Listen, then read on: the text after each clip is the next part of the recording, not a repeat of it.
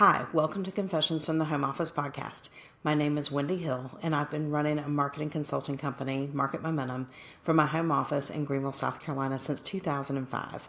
I've been raising my two kids and rescuing lots of dogs and fostering and doing all that type of thing.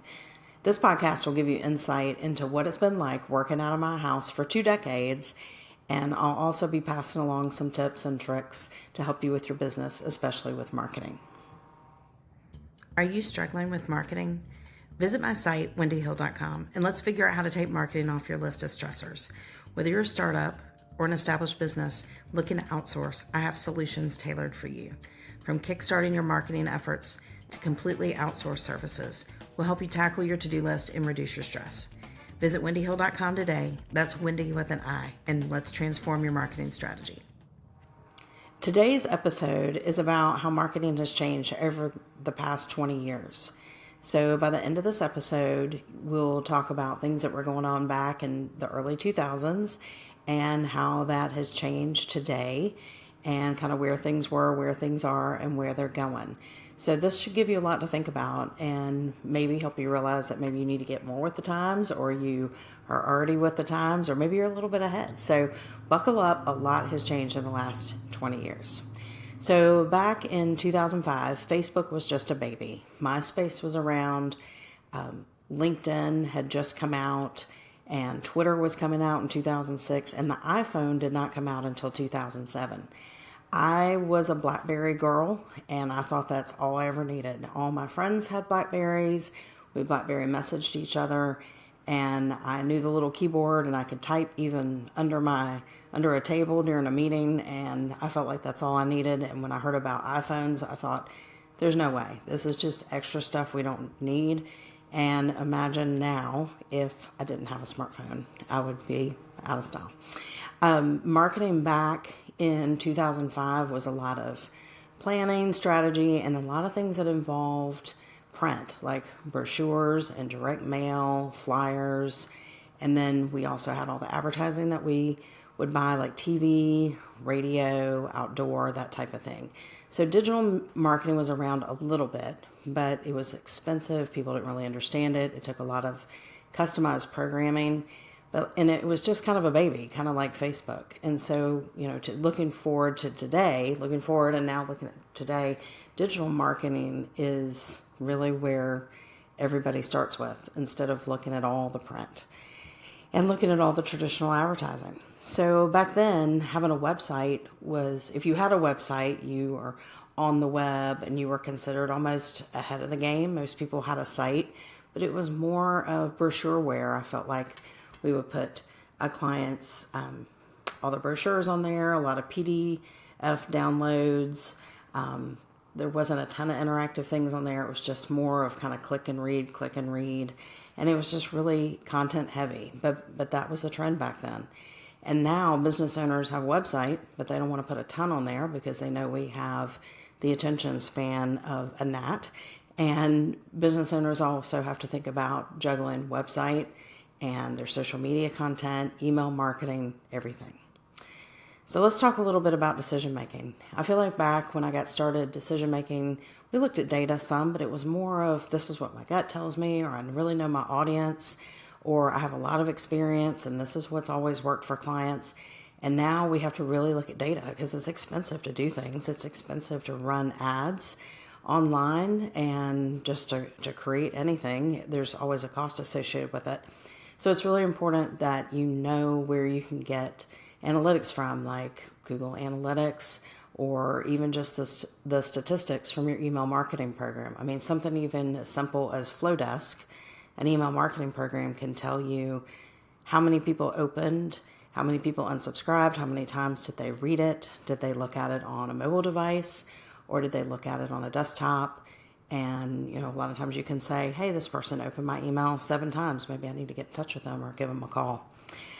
So I feel like now we definitely have plenty of tools to look at the data so we can make decisions when we plan and how we optimize and change how we execute things. So let's talk about social media for just a minute. I mean, that's all the rage now. I mean, personally, I would love to turn off all my social and throw it in the garbage just because everything's so crazy right now. But social media is a part of most businesses' strategies. There's some that don't do a lot just because of the nature of their business. But think about social media. It's not just putting up content anymore. I mean, content creation is a full-time job in some companies. It's a full department in some companies. Back when I got started, LinkedIn was around. Some people used it. It took a couple years for it to really take off. And it used to be more of like, this is my online resume. And now people are putting a lot of content up there. They're putting polls up there. They're trying to find a way to build audiences. They're reaching out through people's DMs, trying to sell and close business.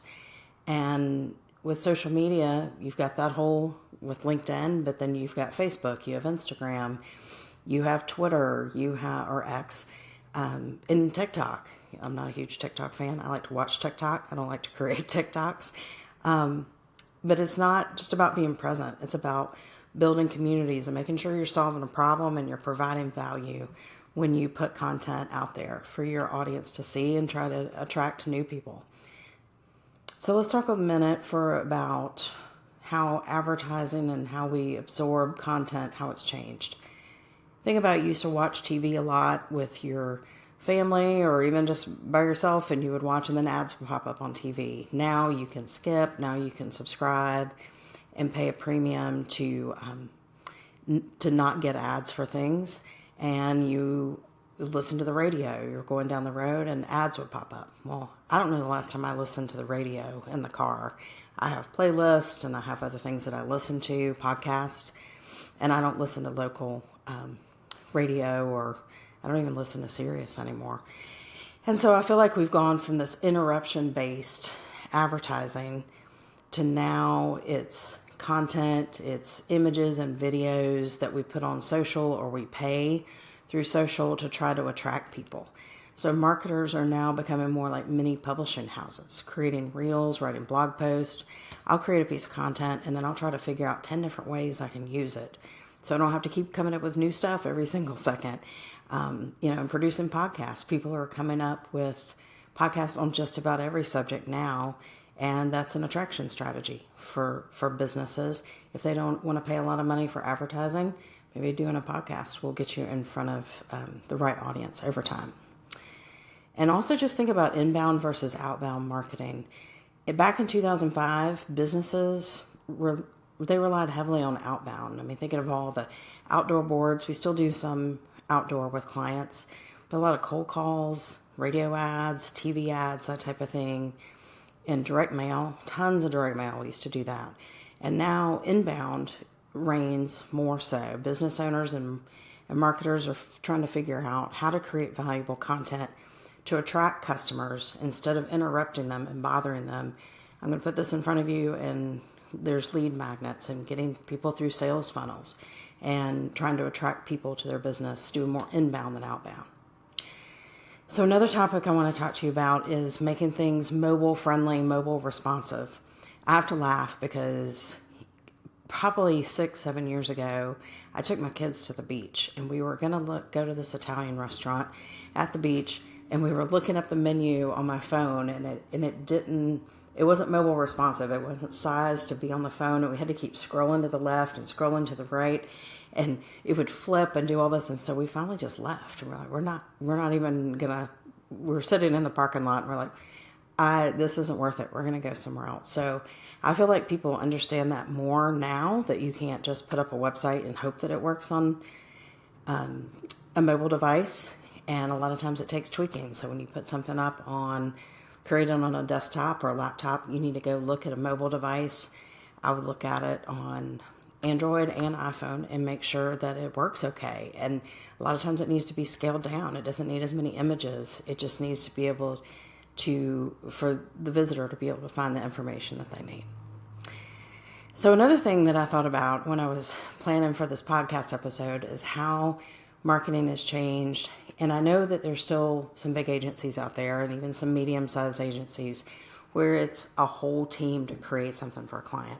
And I get that. There's still a lot of people that are doing big radio campaigns and doing big TV campaigns and huge, trade shows and things like that. But for everyday, maybe small, medium businesses, the traditional team of trying to get things done with marketing, like when I was back with an agency and when I first got started on my own, I'd have a lot of people working with me.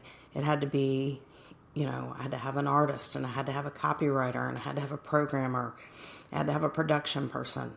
And everybody was in their silo doing things. And now, as we have automations and more tools, one person can handle a lot of the steps, and a lot of that technology is built into software. And I guess that's more of us moving to more digital marketing instead of more traditional channels. So I feel like today things can be done faster and more efficiently.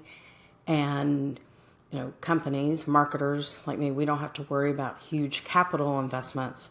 We're doing more technology and subscription-based programs to get our work done. So another thing I wanted to talk about was e-commerce. So I remember back in the day, there were the dot-com bust, and there were all these huge companies. They poured all this money into everything, and just about all of those companies are gone, and how you had to be a big company with a lot of investors to do a .com. And now just about anybody can have an e-commerce. Think about all the Wix platforms and Shopify platforms, and you can even just sell on Facebook or Instagram. And so, it's pretty neat when a local boutique, back a couple months ago, I was looking for a dress, and the boutique I was in locally was missing one size, and I had to have that dress. So I went online, found it in a small place in Texas, had it shipped in 3 days later, it was done. So just how e-commerce has made things easy, and it's helped open doors for businesses of all sizes to sell to people anywhere. Now, another thing when I was preparing for this I wanted to talk about was influencer marketing. So, back in the day when it first got started, you had to have a big budget if you were going to hire even a local celebrity or a model or an athlete, somebody to be a spokesperson for your brand or to be a model. And now just about anyone, especially in the B2C, business to consumer environment, they can hire an influencer. So you can go out and find someone who's got a size following that you're looking for, that's in the industry that you're looking for to promote a product. You can negotiate if you're going to give them product in exchange for them producing the content and putting it out, or if there's also going to be payment. So there's platforms now to help you find influencers. So if you have a product that you're looking to promote and you're struggling with it, that might be something you want to consider. Now, because you're dealing with ordinary people, sometimes it can get a little crazy trying to track them down and get everything done, but it might be something to consider. Let's see, the next thing that we're going to talk about is video. So video has been important as long as it's been around. I think back to when I first went out on my own. If I had somebody come and say they wanted a video, it was usually like a corporate video or a video for a special event or a new product. Everything was high quality. We were hiring people to work half day, full days. We were paying for editing time, half day, full day blocks. Sometimes we had to audition and get talent in to do that. And it just took a lot of budget, and it took a long time to get something done. Now, fast forward to today, video creation can be done anywhere. I mean, my kids do video creation. They've been doing that for years. And there's just so many platforms where you can put things like YouTube, Vimeo. People are using Rumble now to put things out, Twitch to stream things. So now any companies of any size can be in the video world. Now, I'm not saying that high-end video production companies aren't needed. They definitely are. But think about when someone goes live and talks about something, or they do a quick Q&A video. We don't expect that to be super high-end video production quality. It's just more of real time. So if someone has a camera and some editing apps, they can be in the video business. So one other thing that I was thinking about is personalization. So back almost 20 years ago, personalization might mean your name is at the beginning of a letter, or your name was on the label when a direct mail piece got sent to you. But now with databases and all the data analytics and AI, you can get a personalized experience. So somebody may send you a video, and it may be based on preferences where you've looked at things on their website, or different courses or products that you've purchased.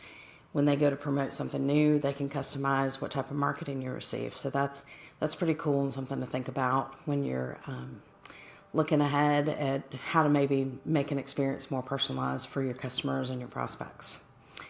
So one of the last topics that I want to talk about today is marketing technology. And that's something that I could talk about all day long because I'm not a tech guru, but I am kind of a tech geek. Over the past 20 years, there's so many tools. I mean, used to, if you needed something or you needed an app, you had to hire a programmer, you had to first bid it out, you had to find somebody who wasn't going to charge you six figures to do it. And that's still going on with huge companies. But thinking about with marketing, things that you need to do, there are apps that I use every day and programs that I subscribe to every day to help get things done for myself and for my clients, like Trello, Flowdesk, MailChimp, Equip 360, Castos, Riverside, Zoom, Google Meet, Canva, Stripe, Wave Apps, Wave.io. I can't even think of anything else right now, but I'm sure there's about 10 more. So if there's something you're looking for, it's probably already out there. And if there's something you're looking for and you can't find it, let me know and I can help you. But before, it would take a lot of app development money to get something done or to speed something up or to automate something. Not anymore. Are you getting started or restarted with marketing for your business? Visit my site, wendyhill.com, and download the Market Momentum Kickstart Guide. Inside, you'll discover a step-by-step roadmap to launch your marketing that delivers results. Don't leave your marketing to chance. Firing off bottle rockets is not great for your budget or for your results. Grab your free Market Momentum Kickstart now and launch your next campaign with confidence. Visit wendyhill.com to learn more. That's Wendy with an I. So businesses can now reach global audiences and compete with larger companies, get things done faster, and measure results much easier than how it was in 2005. So I'm grateful for that. Digital marketing has made things stressful for people at times, trying to keep up with the technology and figuring out, do I have the latest tool? Is there something better out there? I'm always looking. I'm always watching webinars. I'm always doing research. But whomever's working with you on your marketing can help you take care of all that so you don't have to think about it. So I would expect AI and augmented reality and voice search to keep changing things with marketing. You need to stay adaptable. Don't jump too quickly. I think being knee-jerk, if something doesn't work the first time or it's not working fast enough, you have to be patient for a little while. Sometimes just people are busy. Sometimes it's the time of year. Sometimes it just takes time for things to work. But the overall goal is to connect with customers and provide value. I always try to think about marketing as being in 4 buckets, like doing the assessment, doing the planning, doing the execution, and then optimizing. And you might say, well, you should optimize earlier. Well, yeah, of course. But you can always go back and look at the data and change things and make things better. So I feel like it's always that 4-step process and it never really stops. It just kind of keeps rotating through. So that's my short walk down memory lane for marketing. If you think about it, a lot really has changed, and I think that's good. I think that it's not as complicated to get things done, and we have a lot more tools now and a lot more things that we can do.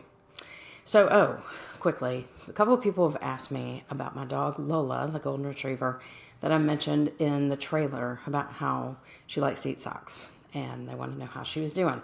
I don't know if Lola will ever be on the podcast. I don't think she could sit still very well. She could sit right here with me in a chair, but I think she would scratch or I think she would start whining, so we'll try it one day.